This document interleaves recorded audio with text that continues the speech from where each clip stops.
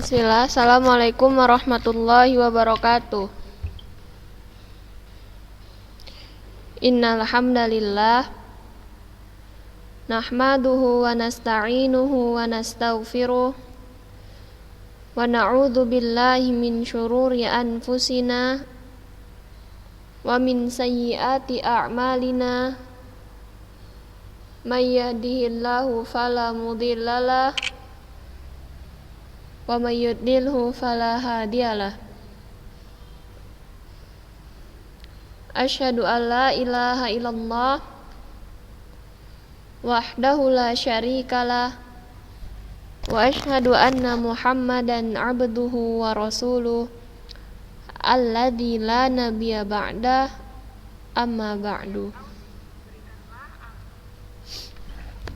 Segala puji bagi Allah yang telah memberikan kita nikmat, diantaranya nikmat sehat serta waktu luang, sehingga kita semua masih diberi kesempatan berkumpul untuk melaksanakan daring pada pertemuan kali ini.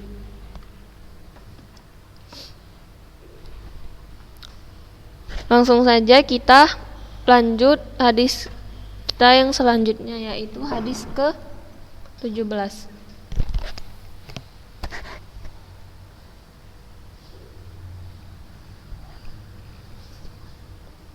An Abi Ya'la. Ini kalau bisa Ustazah sambil baca kalian ikutin.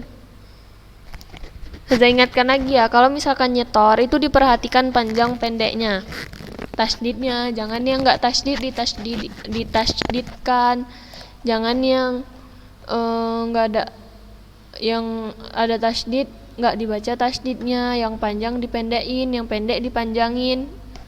Saya ingatkan lagi, perhatikan semuanya, baris-barisnya. An Abi Ya'la Shaddad bin Ausin radhiyallahu ta'ala anhu an Rasulillahi sallallahu alaihi wasallam qala Inna Allaha katabal ihsana ala kulli syai' fa idza qataltum fa ahsinul qitlah wa idza dzabhtum fa ahsinud dzibha wal yuhidda ahadukum syafratah wal yurih dzabihatah.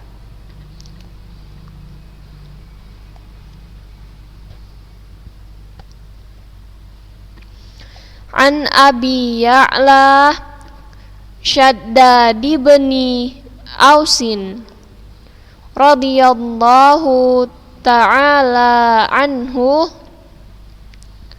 an Rasulillahi sallallahu alaihi wasallam qala Inna Allaha katabal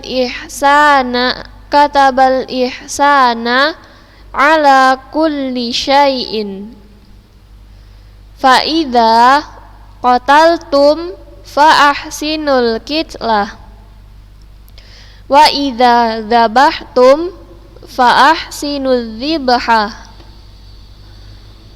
wal yuhidda ahadukum syafratahu wal yuhidda ahadukum syafratah wal yurih dzabihatahu.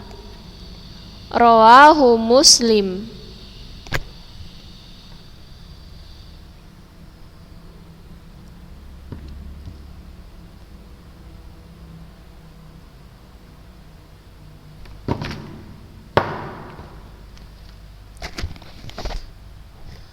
Hadis ke-17, Al-Ihsan. An Abi Ya'la Shaddad bin Ausin radhiyallahu ta'ala anhu an Rasulillahi sallallahu alaihi wasallam qala innallaha katabal ihsana ala kulli syai'in fa idza qataltum fa ahsinu al-qitlah fa idza qataltum fa ahsinul qitlah wa idza dzabahtum fa ahsinu adzibha wa idza dzabahtum fa ahsinu dzibha wal yuhidda ahadukum syafratahu wal yuhidda ahadukum syafratah wal yurih dzabihatahu wal yurih dzabihatahu. Kita baca sekali lagi. An Abi Ya'la Shaddad bin Ausin radhiyallahu ta'ala anhu an Rasulillahi sallallahu alaihi wasallam qala innallaha katabal ihsana ala kulli syai' fa idza qataltum fa ahsinul qitlah wa idza dabahtum fa ahsinud dzibha wal yuhidda ahadukum syafratah wal yurih dzabihata. Rawahu Muslim. Kita baca artinya.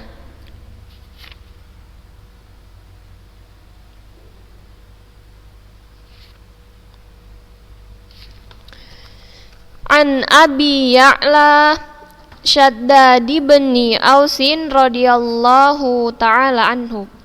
Dari Abu Ya'la Shaddad bin Aus radhiyallahu anhu an Rasulillah sallallahu alaihi wasallam qala, dari Rasulullah sallallahu alaihi wasallam beliau bersabda, innallaha katabal ihsana ala kulli syai', sesungguhnya Allah telah mewajibkan berbuat baik kepada segala sesuatu. Fa idza qataltum fa ahsinul qitlah, apabila kalian membunuh, bunuhlah dengan cara yang baik.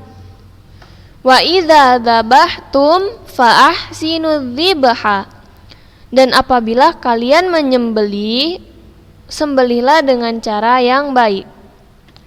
Wal yuhidda ahadukum syafratah, hendaklah kalian menajamkan pisaunya. Wal yurih dzabihatahu, dan menyenangkan hewan sembelihannya. Kita baca lagi. An Abi Ya'la, dari Abu Ya'la Shaddad bin Ausin, Shaddad bin Aus radhiyallahu ta'ala anhu an Rasulillah sallallahu alaihi wasallam qala, dari Rasulullah sallallahu alaihi wasallam beliau bersabda, innallaha katabal ihsana ala kulli syai', innallaha, sesungguhnya Allah, katabal ihsana, telah mewajibkan berbuat baik, ala kulli syai', kepada segala sesuatu, kulli syai', kepada segala sesuatu, ala kulli syai'. Fa idza qataltum fa ahsinul qitlah, fa idza qataltum, maka apabila kalian membunuh, qataltum, kalian membunuh, fa idza, apabila kalian membunuh, fa ahsinul qitlah, maka bunuhlah dengan cara yang baik. Fa ahsinul qitlah, maka bunuhlah dengan cara yang baik. Wa idza dzabhtum fa ahsinu dzibha.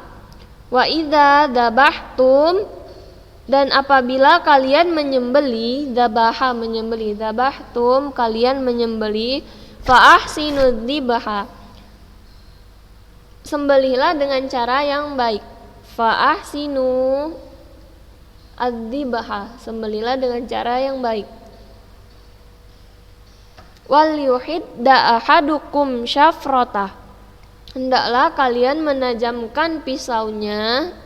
Wal yurih dzabihatahu, dan menyenangkan hewan sembelihannya.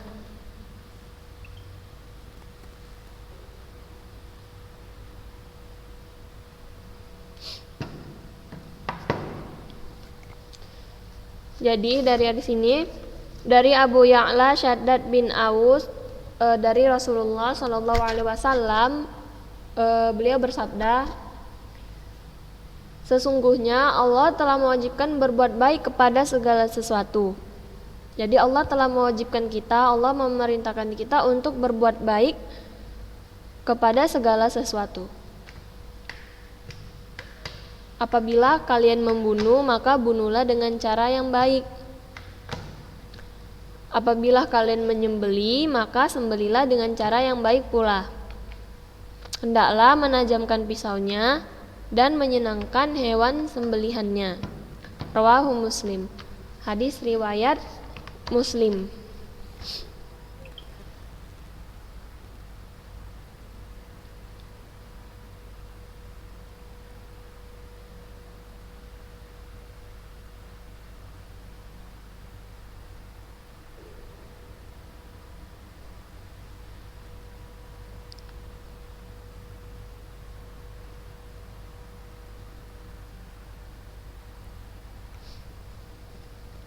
Kita akan membahas faedah yang terdapat di dalam hadis ke-17.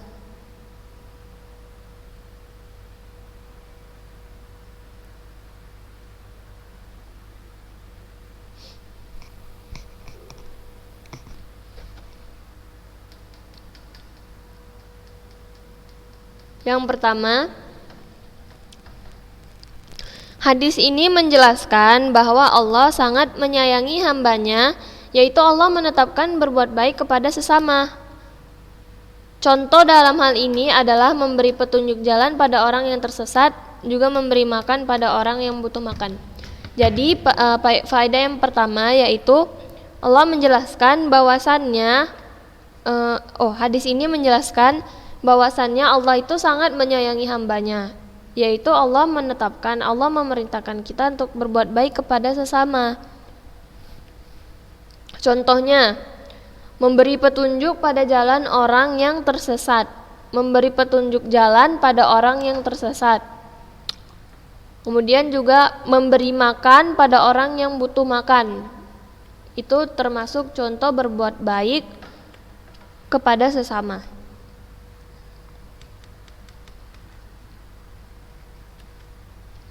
Kemudian yang kedua, hadis ini menunjukkan dorongan untuk berbuat ihsan pada segala sesuatu. Di hadis ini ditunjukkan bahwasannya kita menunjukkan dorongan untuk berbuat ihsan, untuk berbuat baik kepada segala sesuatu, bukan hanya sama manusia, tapi juga pada hewan, pada tumbuhan, dan yang lain-lainnya.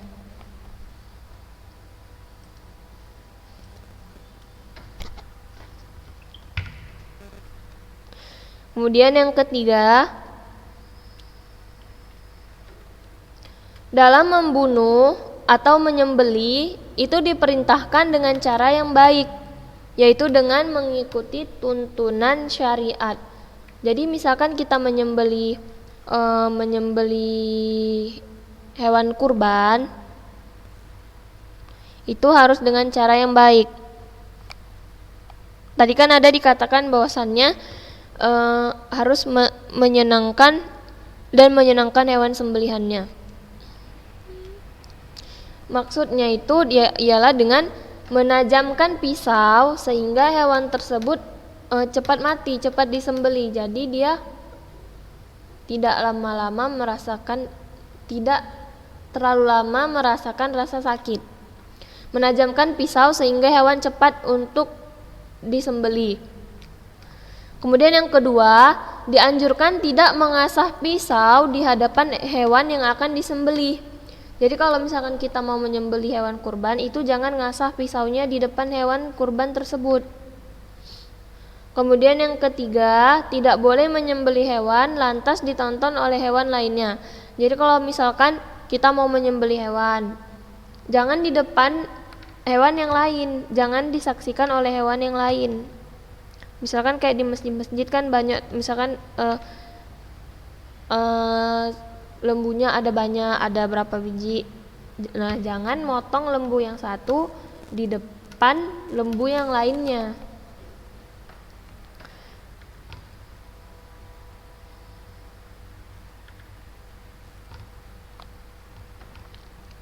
Kita balik lagi tadi hadis ketiga, faedah ketiga, dalam membunuh atau menyembelih diperintahkan dengan cara yang baik, yaitu mengikuti tuntunan syariat. Begitu pula dengan membunuh, jangan asal bunuh, nggak ada salah apa-apa dibunuh, nggak ada penyebabnya tiba-tiba dibunuh. Kemudian yang keempat,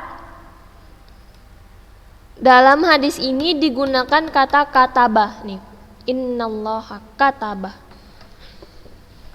atau kitabah, yaitu menetapkan.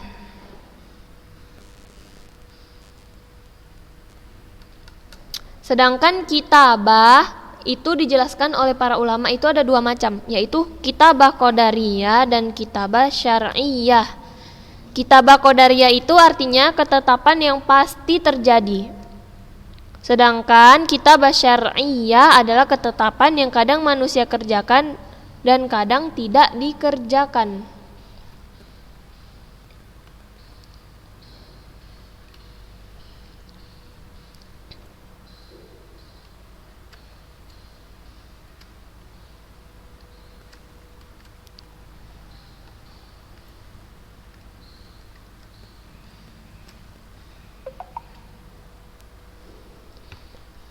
Contoh kitabah qadariyah itu yang terdapat dalam surah Al-Anbiya ayat 105. Walaqad katabna fiz zuburi mim ba'di dzikri annal arda yarithuha ibadiyas salihun. Dan sungguh telah kami tulis di dalam Zabur sesudah kami tulis di dalam Lauhul Mahfuz bahwasannya bumi ini dipusakai hamba-hambaku yang soleh. Nah, itu kitabah qadariyah, yaitu ketetapan yang pasti terjadi. Sedangkan kitabah syar'iyah, ketetapan yang kadang manusia kerjakan dan kadang tidak dikerjakan. Contohnya yang terdapat dalam surah Al-Baqarah ayat 183. Ya ayyuhalladzina amanu kutiba alaikumus syiyamu kama kutiba alal ladzina min qablikum la'allakum tattaqun.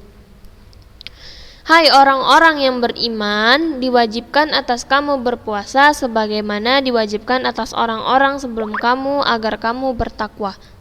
Nah, itu kan termasuk contoh kitabah syar'iyah yang kadang manusia kerjakan dan kadang tidak dikerjakan.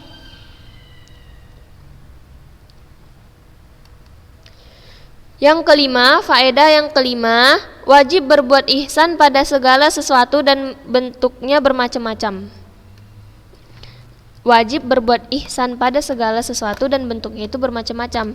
Jadi kita itu wajib berbuat baik kepada segala sesuatu dan bentuk berbuat baiknya itu ada bermacam-macam. Bisa pada amalan seperti yang pertama,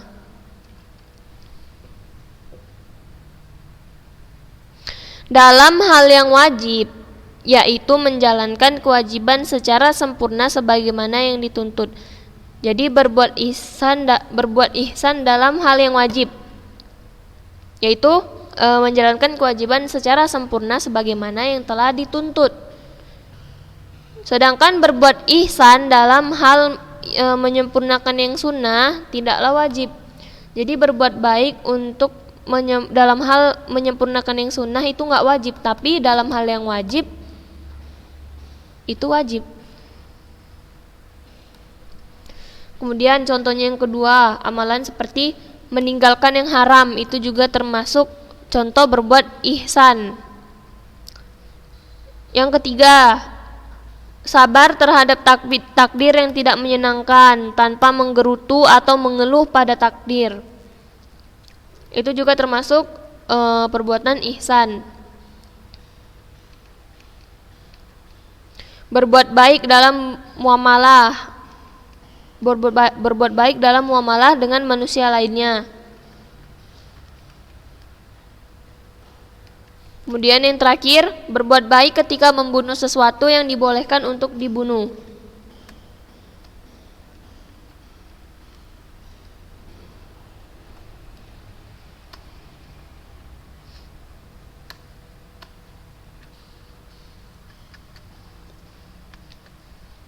Dan masih banyak lagi bentuk-bentuknya yang lain.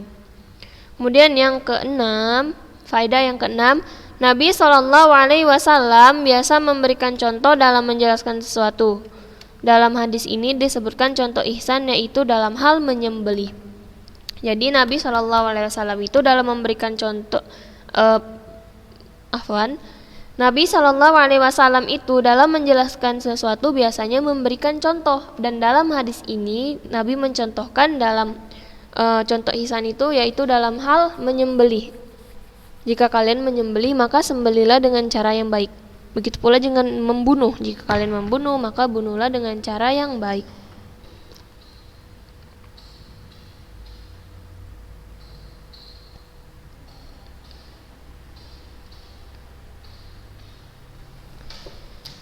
Nah, kemudian yang ketujuh, bagaimana cara berbuat baik ketika menyembelih?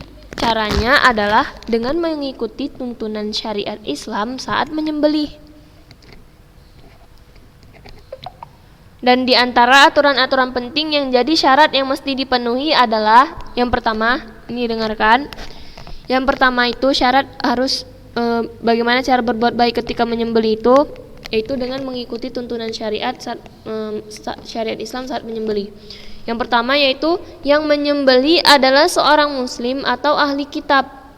Ahli kitab itu boleh dari Yahudi maupun Nasrani. Yang menyembelih itu adalah seorang muslim atau ahli kitab. Ahli kitab yaitu Yahudi dan Nasrani. Oleh karena itu tidak halal hasil sembelihan dari seorang penyembah berhala. Jadi nggak boleh yang menyembelih itu adalah seorang penyembah berhala. Seorang yang murtad atau dia atau keluar dari Islam, dan orang Majusi. Begitu pula orang yang meninggalkan sholat tidak sah dalam menyembelih kurban, karena orang yang meninggalkan sholat bukan termasuk muslim, bukan pula termasuk ahli kitab. Jadi yang menyembelih itu bukan orang yang meninggalkan sholat.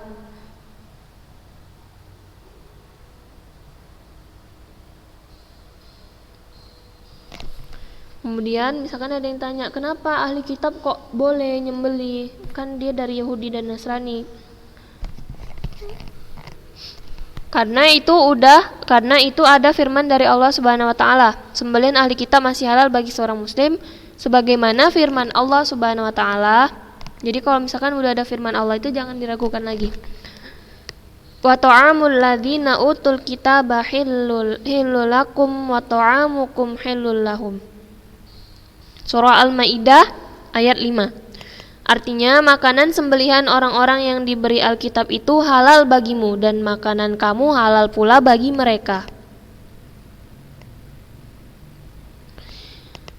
Kemudian Ibnu Abbas radhiyallahu anhuma dan lainnya menafsirkan bahwasannya yang dimaksud makanan di sini adalah sembelihan mereka, sembelihan dari kaum ahli kitab Nasrani, Yahudi dan Nasrani.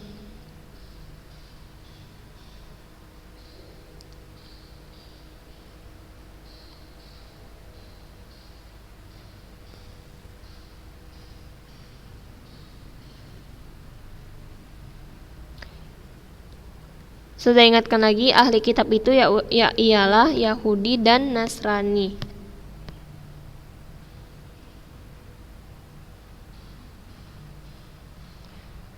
Kemudian Syarat yang kedua, tadi syarat yang pertama ialah harus seorang muslim atau ahli kitab. Kemudian yang kedua, menggunakan alat pemotong baik tajam ataupun tumpul asalkan bisa memotong atau mengalirkan darah, baik berbahan stainless, perak, emas, tongkat atau kayu. Jadi menggunakan alat pemotong yang bisa memotong.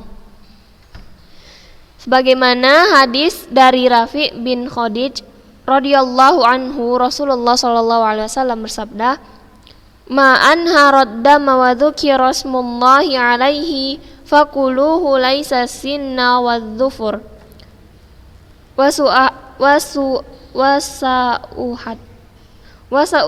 Wasauhadithukum an dzalik. Amma sinnu fa'admun wa amma dzufuru famuda al-habasyah. Segala sesuatu yang mengalirkan darah dan disebut nama Allah ketika menyembelihnya, silakan kalian makan asalkan yang digunakan bukanlah gigi dan kuku. Jadi nggak boleh menyembelih itu pakai gigi atau kuku. Aku akan memberitahu pada kalian mengapa hal ini dilarang. Adapun gigi, ia termasuk tulang. Tulang tidak boleh digunakan untuk menyembelih. Sedangkan kuku adalah penyembelihan yang dipakai penduduk Habasyah. Jadi segala sesuatu yang mengalirkan darah dan disebut nama Allah ketika menyembelihnya, silahkan kalian makan. Jadi asalkan yang digunakan bukanlah gigi dan kuku. Jadi kalau kita menyembelih dengan alat pemotong, terserah apa aja yang penting bisa untuk memotong. Itu boleh kecuali gigi dan kuku. Alasannya kalau gigi itu karena dia termasuk tulang, sedangkan tulang itu nggak boleh digunakan untuk menyembelih. Sedangkan kuku adalah alat penyembelihan yang dipakai penduduk Habasyah. Kemudian yang ketiga, cara yang ketiga, tuntunan yang sesuai dengan tuntunan syariat, yang dipotong adalah 4 bagian, yaitu 2 urat leher, saluran nafas, dan saluran makan. Namun kalau memotong 2 urat leher atau saluran nafas dan saluran makan saja tetap sah dan halal. Yang ketiga yang dipotong adalah 4 bagian, yaitu 2 urat leher, saluran nafas, dan saluran makan. Akan tetapi kalau yang dipotong 2 urat leher atau saluran nafas dan saluran makan saja, itu tetap sah dan halal. Yang keempat, menyebut nama Allah ketika menyembelih. Nah ini semua harus menyebut nama Allah ketika menyembelih. Sebagaimana firman Allah, wala ta'kulu mimma lam yudhkarismullahi alaihi wa innahu lafiskun. Dan janganlah kamu memakan binatang-binatang yang tidak disebut nama Allah ketika menyembelihnya. Sesungguhnya perbuatan yang semacam itu adalah suatu kefasikan.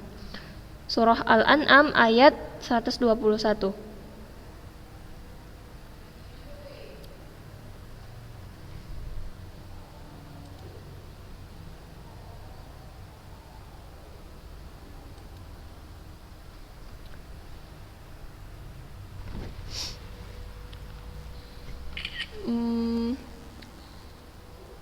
Sekian yang dapat Ustazah sampaikan. Sebenarnya belum habis faedahnya.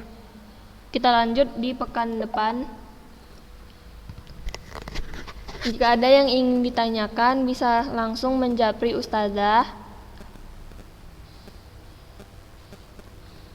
Subhanakallahumma wa bihamdik asyhadu alla ilaha illa anta astaghfiruka wa atubu ilaik. Assalamualaikum warahmatullahi wabarakatuh.